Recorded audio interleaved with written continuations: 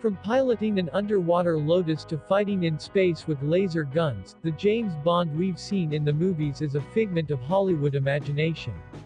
The character as he was originally imagined by author Ian Fleming is much more grounded in reality.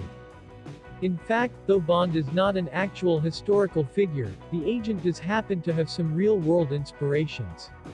Even his 007 designation has some historical significance. It all goes back to Fleming. Before creating Bond in 1953, Fleming served as a commander in the British Naval Intelligence during World War II. The author was a personal assistant to Admiral John Godfrey, the director of the Naval Intelligence Division for the UK. Many of the characters in Fleming's stories are said to be based on his colleagues during the war, including Godfrey, who is widely speculated to have been the inspiration for the MI6 director in the series M, and apparently, Godfrey wasn't too happy about that, according to a brief guide to James Bond by Nigel Cawthorne.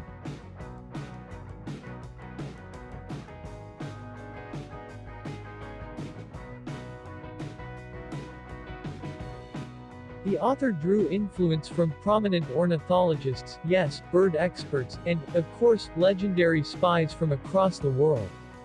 The Guardian reports that Auric Goldfinger, for instance, was inspired by the well-known Hungarian architect Erno Goldfinger, who Fleming apparently disliked. When the real Goldfinger found out he was the bad guy in Fleming's novel, the architect tried to sue the book's publisher. They settled out of court, but Fleming was so mad he nearly changed the name to Goldprick in response. Today, the Bond canon extends far beyond the writing of Ian Fleming. But the characters he created, including Bond himself, still bear some striking resemblances to the super spies and government sleuths that Fleming met in his time with British naval intelligence back in the mid-1900s. The real James Bond wasn't a super spy. He wasn't even a government employee.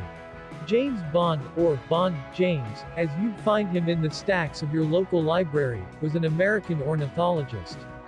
A published authority on birds. He wrote the book Birds of the West Indies. Fleming, an avid bird watcher himself, loved the book as a kid. But that's not why he chose the name James Bond. Fleming once said, "I wanted the simplest, dullest, plainest sounding name I could find. James Bond was much better than something more interesting, like Peregrine Carruthers." Exotic things would happen to and around him, but he would be a neutral figure, an anonymous, blunt instrument wielded by a government department. He liked the name Bond because it was boring.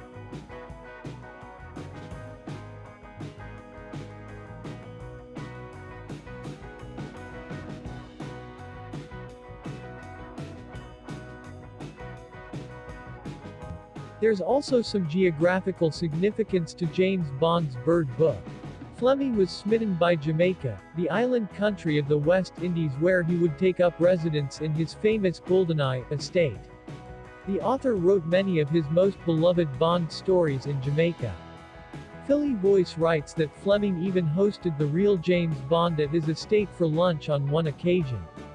Apparently the real Bond was actually a rather dashing fellow, being described in the Voice article as having, Sean Connery, looks charming, a real gentleman. And he went by Jim. Jim Bond. Bond's 007 spy designation isn't just a random number either. Daily Beast reports that the legendary string of digits may actually have some huge historical significance for British intelligence. Fleming was a student of spy history while serving in World War II. The author discovered a German diplomatic code that British codebreakers snagged during the First World War 0070. It's known as a triumph in military intelligence. Like a lot of the details Fleming lifted for his espionage stories, the code got altered a bit.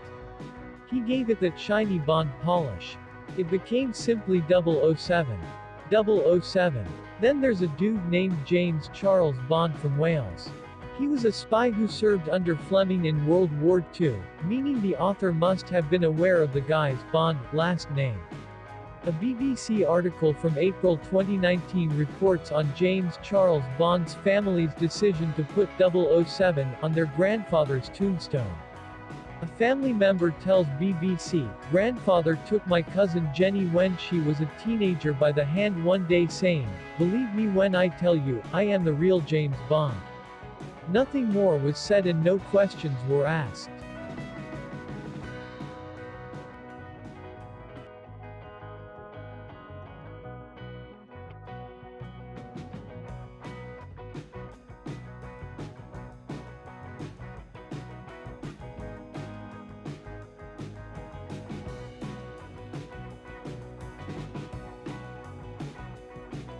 There's even a Canadian Bond. Sir William Stevenson.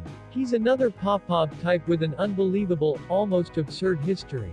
This Canadian-born guy was boxing champion, World War I ace pilot, inventor, and millionaire businessman.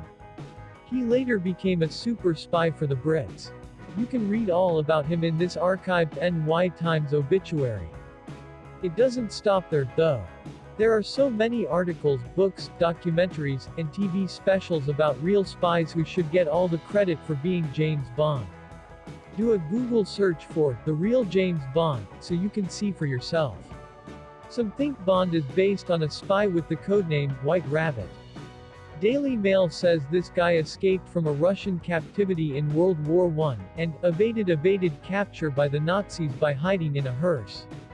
Biffy Dunderdale is another name you see come up a lot. He was another eccentric British operative who is said to have been a close friend of Fleming.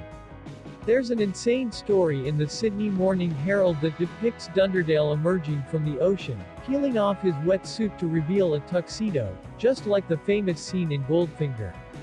I really hope that one's true. Sounds fishy to me though, sorry for the pun.